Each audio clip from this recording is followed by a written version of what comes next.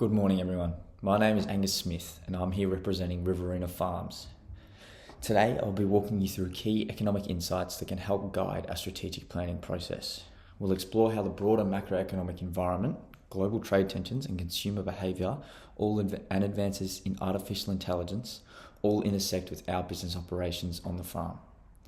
The goal in this presentation is to support informed decision making as we shape the future direction of our organisation. Macroeconomy and the business cycle. Understanding the business cycle is done through understanding three key indicators: GDP, inflation, and unemployment. GDP measures the total value of goods and services produced. It gives us a sense of an economy's overall health and growth. Unemployment tracks how many people are actively seeking jobs but are unable to find work. A rise in this usually signals slowing economic activity. Inflation measures how quickly prices are rising. Moderate inflation is normal, but high inflation reduces purchasing power and raises input costs. These three indicators work together to show us what phase of the business cycle we're in, whether it's growth, peak, contraction, or recovery. For instance, rising inflation and high unemployment together may suggest stagflation, while rising GDP and falling unemployment might indicate expansion. Understanding this cycle is critical to how we plan investments, manage input costs, and anticipate demand, especially in our industry, agriculture, where weather and pricing volatility already pose such high risks. This aligns with our business strategy with economic cycles to help us reduce these uncertainties. For our farm in the area of the Riverina, these impact our organisation directly.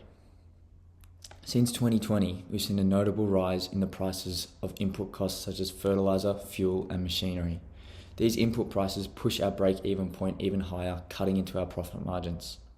Labour shortages reflected in tight unemployment figures mean that we're paying more per hour to attract and retain seasonal workers.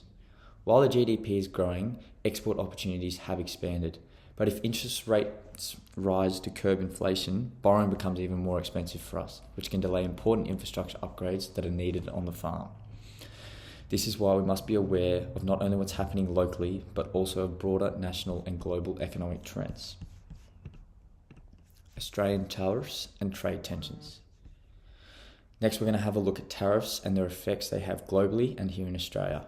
From Australia's perspective, if the US were to impose tariffs on us, such as things as our agricultural exports, this would shift the demand curve left due to the tariffs that have been imposed, as shown in the ADAS model on the PowerPoint. This leads to lower output, causing higher prices domestically. For our business,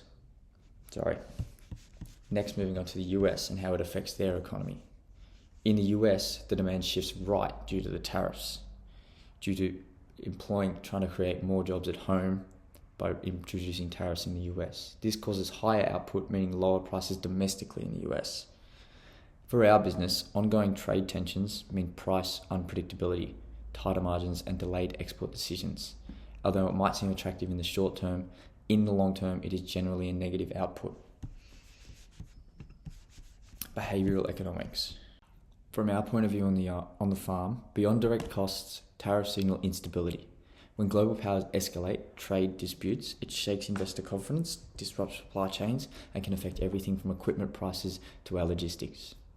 For our leadership within the company, it's important to consider trade diversification strategies, such as could we form co-ops to negotiate better international shipping rates for the export of our product, or could we shift it locally to add value before exporting? Trade policy might feel far removed from our daily operation as we don't see it every day on the farm, but as we've seen it, it filters down rapidly and has major effects on our profit margins. Behavioural economics related to food choices. Traditional economics assumes rational-based decision-making. So rational decision-making, where the decisions are more focused on the long term, where usually a perfect amount of information is available, as opposed to behavioural economics, which have bounded rationality and are more focused on the short term, and these poor choices are due to too much information being available to the person. As our business on the farm, these insights matter to us, as if we branch into branded products. For example, suppose we launch a snack.